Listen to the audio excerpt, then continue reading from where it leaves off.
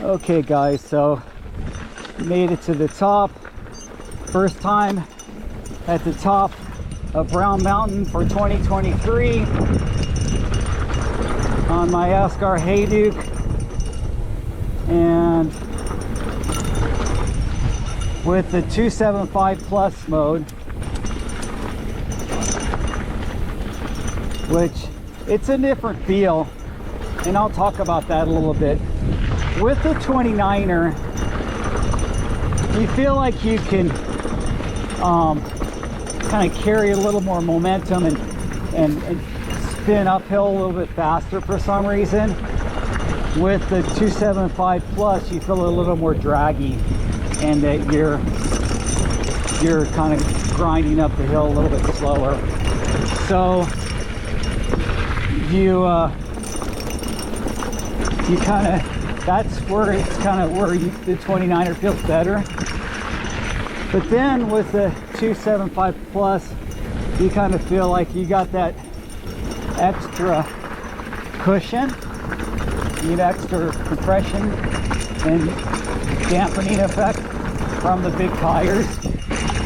So it helps. We have a lot of, and plus being on a hardtail of course, but we have a lot of this jaggedy rock stuff here. You know, these trails are definitely kind of desert rock trails. It's been raining all week, you guys. It stopped raining yesterday, and then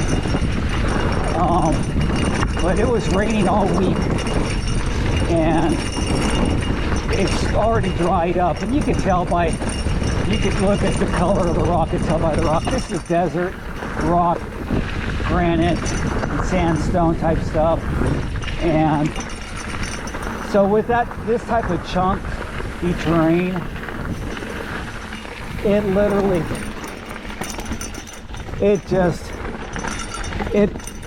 it beats up your tires. And having the plus tires to conform and stay stable over this stuff helps out compared to a 29er, especially if you're a standard 29er. A lot of guys that run the 29er by 2.4 or even 2.25 or 2.35, they're going to get ping-ponged around and have to be either very precise with their lines or be pretty good about floating over stuff. Now 29er has a bigger radius, so it is going to float over the ruts and stuff more, but being the 275 in the plus mode, it does surprisingly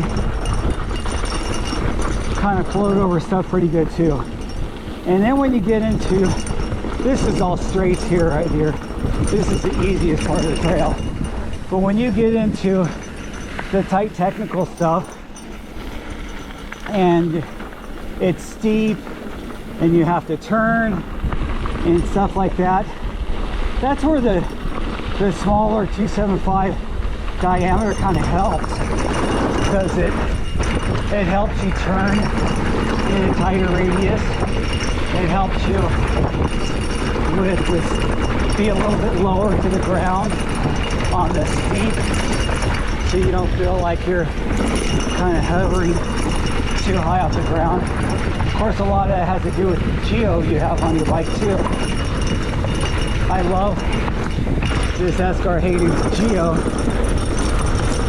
for the fact that it is a little slacker, and it is a little bit it's got a tall you know, stack height. It has a really nice not so stretched out, but pretty long reach, and it keeps me in a good position for me. So I like it. That's how I bought this bike, and then I bought the Jaffe, which the geometry is very close. It's not exactly the same, but it's pretty close. So I like that. Anyway, so it is cold. I've got my long sleeve on, but no jacket. If you guys could see from my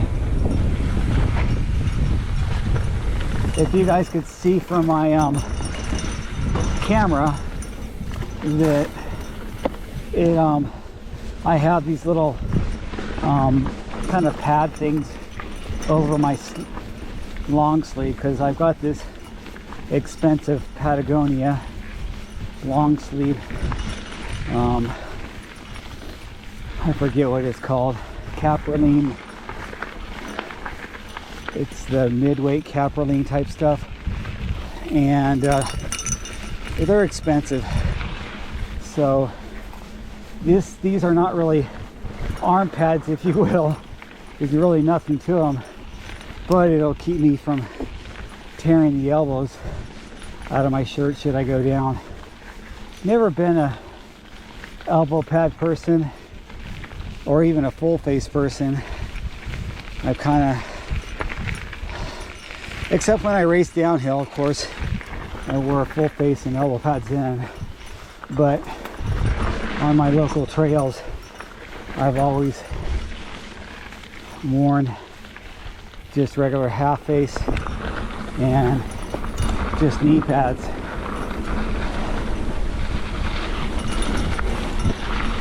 Okay, it is nice, you guys. So that's what's nice about this upper section, that makes it worth your time and effort to come up here. There he is. Hey buddy. How's it going? Happy New Year.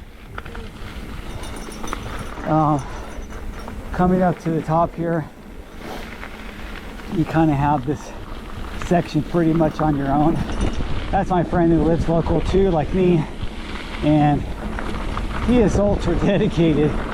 He rides here almost every day, if not every day, and me and him were going head to head with the daily riding for a while when I was riding daily, and I'd see him up here all the time.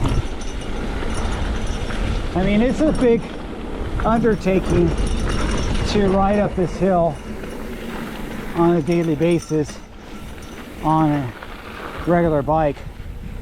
If you're on an e-bike, I mean, you could get to the top in 30 minutes, so it's not that big a deal. But if you're on a regular bike, it's going to take you at least an hour, and then going back down is going to take you another hour by the time you add all your stop and start times. So I usually plan it out because I take some long breaks. So I plan it out when I do my ride to the top that I know it's going to be a 3-hour day of riding, and that's about perfect for me. I like that. Being out here 3 hours is a good window of time for me to be out enjoying myself and not feel like I'm too short and not satisfied, or too long and killing my whole day when I have other stuff to do. So to make a commitment to ride this to the top every day is a big commitment.